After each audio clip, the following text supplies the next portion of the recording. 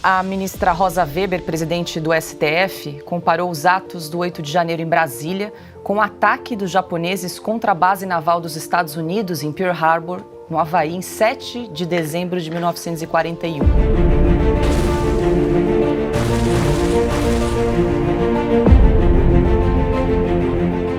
Para nós, o dia 8 de janeiro de 2023 será eternamente o dia da infâmia.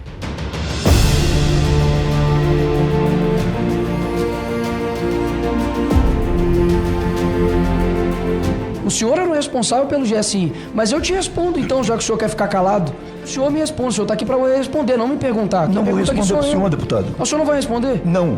Mais uma vez, o senhor é seletivo nas suas respostas. O ataque à base naval americana de Pearl Harbor aconteceu no dia 7 de dezembro de 1941, por volta das 8 da manhã. Em pouco tempo, a marinha japonesa matou 2.400 americanos, deixou mais de 1.000 feridos e afundou 18 navios. Os Estados Unidos, que até aquele momento estava neutro na Segunda Guerra, a partir dali, ele entra na Segunda Guerra. E como resposta a essa covardia praticada pelos japoneses, que ficou conhecido como o Dia da Infâmia, os Estados Unidos acabaria lançando 2 bombas atômicas no território japonês, praticamente acabando com a Segunda Guerra Mundial. E aí? O nosso 8 de janeiro pode ser comparado com o ataque de Pearl Harbor? Obviamente que não. E você sabe disso. Mas a nossa ministra disse que esse é o nosso dia da infâmia. Se a gente fazer uma comparação, observe as pessoas que foram presas no dia 8 de janeiro. Muitos homens, muitas mulheres, pessoas que nunca tinham tido passagem pela polícia, idosas com problemas de saúde, até autistas. E digo mais, por um pouco, aquele vendedor de algodão doce também não foi preso. O que mais me incomodou ao ver aquele ataque, aquele vandalismo que eu não aprovo, foi que eu recebi vários vídeos, logo depois, que mostravam vários infiltrados ali, como se aquelas pessoas estivessem propositalmente forçando um estrago maior. Isso não foi investigado. A CNN passou imagens mostrando o general G. Dias lá dentro recebendo diversos manifestantes de maneira muito suspeita. Isso também foi ignorado. Além disso, o ministro da Justiça, Flávio Dino, sumiu. É isso, ele sumiu com as imagens que poderiam mostrar e comprometer o que ele estava fazendo dentro do Ministério da Justiça naquele dia. Isso também foi ignorado. E quando a gente vê tudo isso, algumas coisas começam a nos incomodar. Por exemplo, Chesterton, vou começar com a frase, ele disse que um dia a gente teria que explicar que a grama era verde. Por quê? As narrativas, elas seriam tão surreais que a gente teria que falar o óbvio. E é isso que eu estou querendo falar aqui para vocês. Falar sobre o senso comum, o óbvio. Você quer ver? Eu vou passar aqui o que aconteceu no Chile na década de 70, quando Salvador Allende, que era o presidente comunista do Chile, ele perdeu o poder, ele acabou perdendo a vida também. Quando Pinochet, ele avança com os tanques para cima do palácio do governo chileno. Você vai ver o que é realmente quando alguém quer tomar o poder, quando alguém quer realmente dar um golpe. Eu não vou entrar aqui na questão da Guerra Fria, porque não é tema da nossa conversa. Mas eu quero mostrar para vocês o que é de verdade. O que é de verdade uma tentativa de abolir um Estado. Observe esse vídeo. El 11 de septiembre de 1973, el Palacio de la Moneda, en el corazón mismo de Santiago de Chile, despierta en llamas. Cerca de las 11 de la mañana, tanques y aviones de las Fuerzas Armadas, bajo órdenes del general Augusto Pinochet Ugarte, abren fuego contra el edificio presidencial. El ejército lanza bombas incendiarias y gases lacrimógenos, hiriendo de muerte al proceso democrático chileno e a su presidente socialista, Salvador Allende. E agora que você viu esse vídeo, você viu como eles atacaram com tanques e destruíram o prédio, invadiram? E mais, eu vou colocar aqui também que aconteceu há pouco tempo atrás, lá na Rússia, quando o grupo Wagner fez uma tentativa de golpe ao governo do Putin. Observa também que nesse caso também tinha tanque. E aqui no Brasil, a Contra-Revolução de 64, para impedir a subida de uma ditadura do proletariado, também teve presença militar. Então, quando a gente quer, de fato, destruir um Estado democrático de direito, você vai ter presença militar, você vai ter um planejamento do que fazer, os passos que vão ser seguidos, e você vai ter tanques nas ruas. Em nenhum momento isso aconteceu. Em nenhum momento isso aconteceu. Aqui não aconteceu nada disso. Mas como que tem decidido o STF? O STF, ele simplesmente ignorou tudo isso. A decisão hoje da Suprema Corte brasileira é uma decisão política. É uma ilação. Eles estão alegando que a presença daquelas pessoas ali era para forçar uma intervenção do Exército. Quer dizer, não tem nada concreto. Essas pessoas estão sendo condenadas por lote. Não tem individualização da conduta de nenhum deles. Eles simplesmente rasgaram o nosso Código Penal, estão rasgando a nossa Constituição. Não tem a menor individualização de conduta ali. E pior, eles estão agindo como juízo de exceção. Porque aquelas pessoas ali, elas deveriam estar sendo julgadas na primeira instância da Justiça Federal. Agora a gente está acompanhando o julgamento, mas as sentenças já estão prontas. Vários advogados estão falando isso. E a coisa é tão surreal, que essas pessoas elas estão sendo punidas. O primeiro foi a 17 anos. Essas penas são mais duras do que a maior parte de outras sentenças sobre tráfico de drogas, sobre homicídio, roubo, estupro e corrupção. Essas pessoas estavam lá se manifestando, fizeram besteira de invadir, sim, fizeram. Mas ninguém sabe o que cada um fez. Não tem nenhum momento de individualização da conduta. Isso é rasgar o nosso Código Penal. Isso é rasgar o devido processo legal. E assim está definindo o STF o futuro dessas pessoas.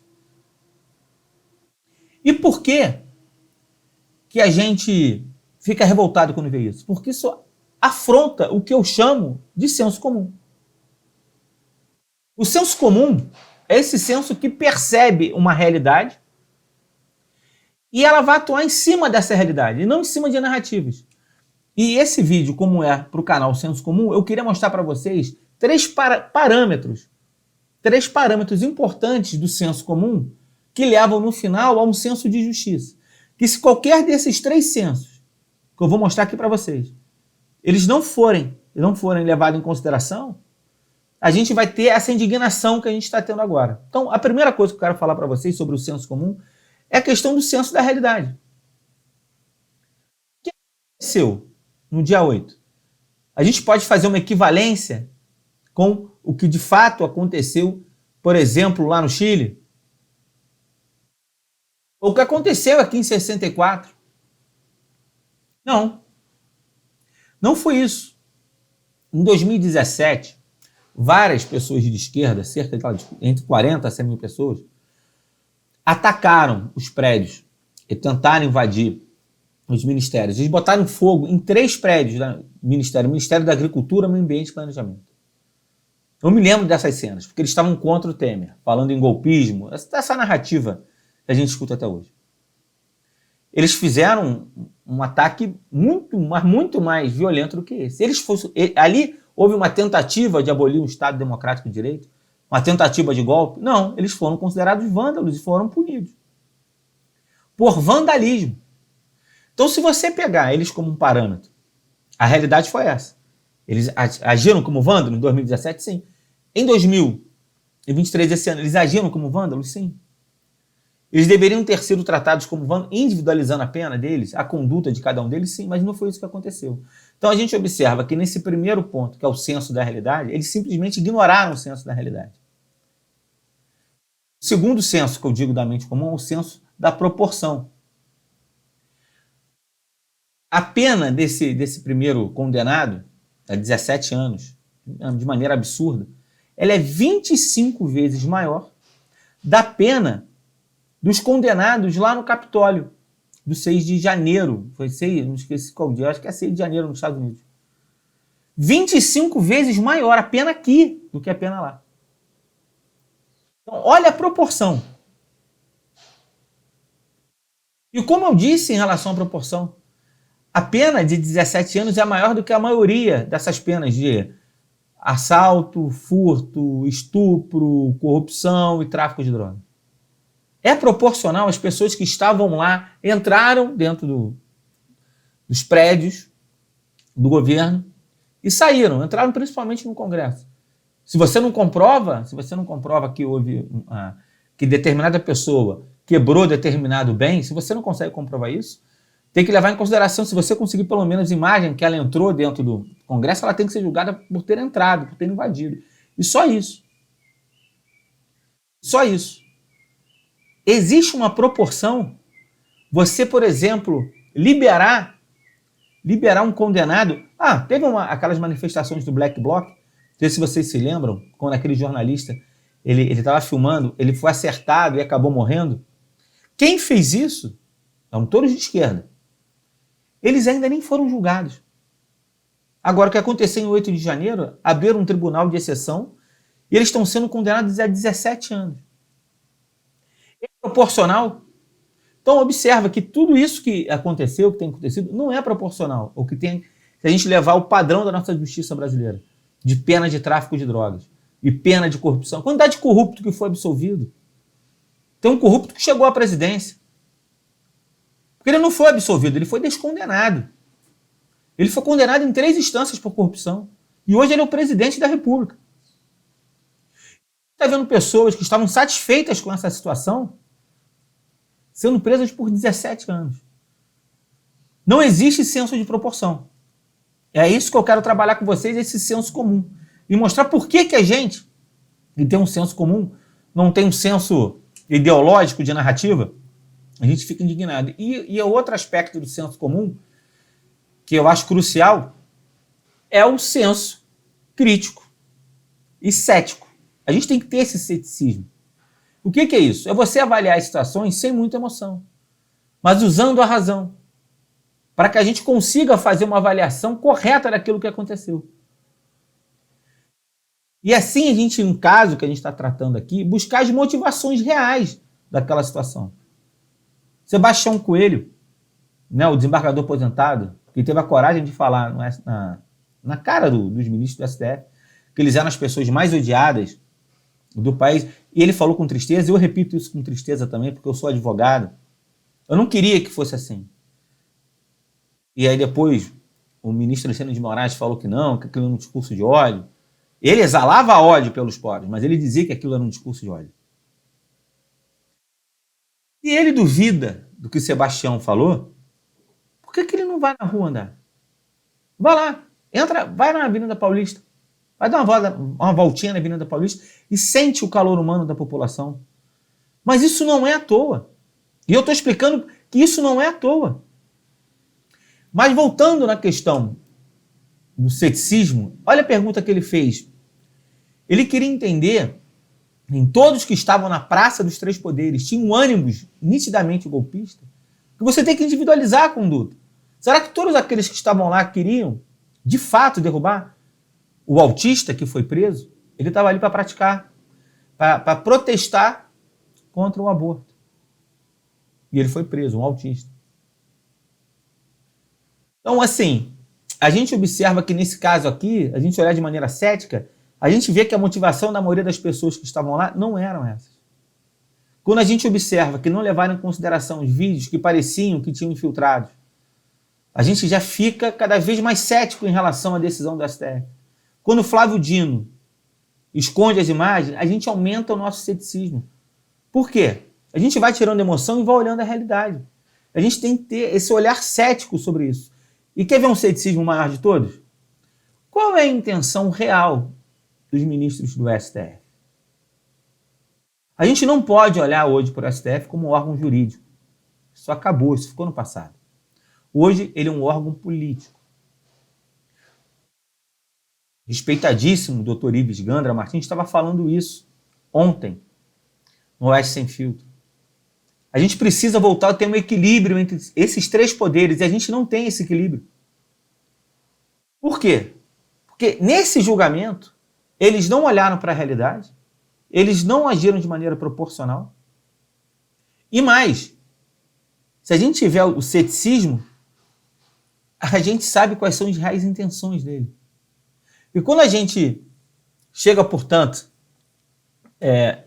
a gente analisa então esses três pontos, a gente vai para a questão da justiça.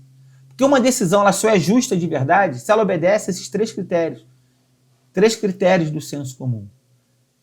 E é natural, por isso que é um senso comum, porque é natural do homem, quando ele vê qualquer injustiça, o homem reage à injustiça. Quando você vê alguém apanhando, você reage. Quando você vê um preconceito, um racista, aí você reage. Nós reagimos a situações injustas. Isso daí é inato do ser humano. Mas para que a gente consiga respeitar as decisões democráticas, ela precisa ser o quê? Proporcional. Porque tem uma frase do Rui Barbosa que ele diz que a igualdade consiste em separar as pessoas de maneira desigual, de acordo com as suas desigualdades. Parece confuso, mas não é. Então, todo mundo está no mesmo pé de igualdade, tá?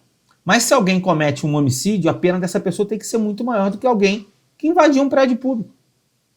Isso daqui vai fazendo que a gente tenha um senso de justiça. Mas agora, quando você acaba com o senso de proporção, o que fica nítido é sim uma injustiça latente. E pior, do órgão judiciário mais importante do país. Então, é esse senso de injustiça que a gente tem hoje que é uma afronta ao chamado senso comum. Porque eles têm um senso ideológico. Ali é um órgão político, que tem uma agenda política, que quer legalizar a droga, quer legalizar o aborto, quer perseguir conservador. É isso que o STF está fazendo. Ou as últimas decisões, eu não vi ninguém de esquerda sendo preso. Por nada. Eu vi políticos corruptos sendo absolvidos. Hoje, a gente tem um órgão, que a gente tem outro órgão político que não foi eleito. Então eu vou terminar aqui para que vocês tenham essa questão do senso comum que estou trazendo para vocês, como esse judiciário afronta o senso comum. E é por isso que cada vez mais as pessoas acabam ficando de direita. Saiu agora uma matéria do Globo dizendo como que subiu e cresceu o número de conservadores no Brasil. E que foi na onda bolsonarista. As pessoas não entendem. Não é que as pessoas estão seguindo o Bolsonaro. É que o Bolsonaro ele acaba representando grande parte dos brasileiros que são conservadores, que têm esse senso comum, que atua de acordo com a realidade, que atua de acordo com a proporcionalidade, que atua de acordo com o ceticismo, porque a partir desses três a gente chega num critério de justiça. Peguei uma definição pequena, que boba e pueril sobre justiça. Então, justiça é aquilo que deve ser feito de acordo com o direito, com a razão e com a equidade. A decisão, primeiro, esse olhar do Pearl Harbor brasileiro é absurdo, ele é desproporcional, não é isso? Mas o que tem sido feito pelo STF? Ele está atuando de acordo com o direito? Que a gente tem visto o Brasil atuando no direito nos últimos 30 anos? Não. Ele está usando a razão ou a emoção na hora de decidir? Porque na hora que ele bota a emoção no lugar da razão, ele vai atuar de maneira política, como agenda. Ele está atuando com equidade, separando as pessoas da mesma maneira?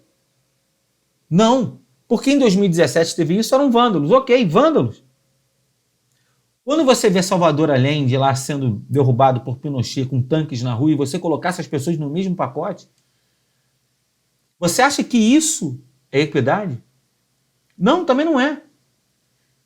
Então, se a gente está tendo decisões do STF que não respeitam o direito, não respeitam a razão e nem a equidade, o STF está fazendo justiça? O STF está fazendo justiça? É óbvio que não. E tem uma frase que resume muito bem isso, que muita gente tem dito, e eu concordo, que a pior ditadura que existe é a ditadura do judiciário. Porque contra ela não tem como recorrer. Quem disse isso foi o Rui Barbosa. E eu vou dar um recado final aqui. Se no Brasil existe um dia da infâmia, eu sei que dia foi esse. Foi agora, dia 14 de setembro de 2023. Quando a gente conheceu a primeira sentença do 8 de janeiro. Ali é o nosso dia da infâmia. Ali o STF ultrapassou todos os limites. Ali a gente viu de uma vez por todas que não estamos mais vivendo em uma democracia.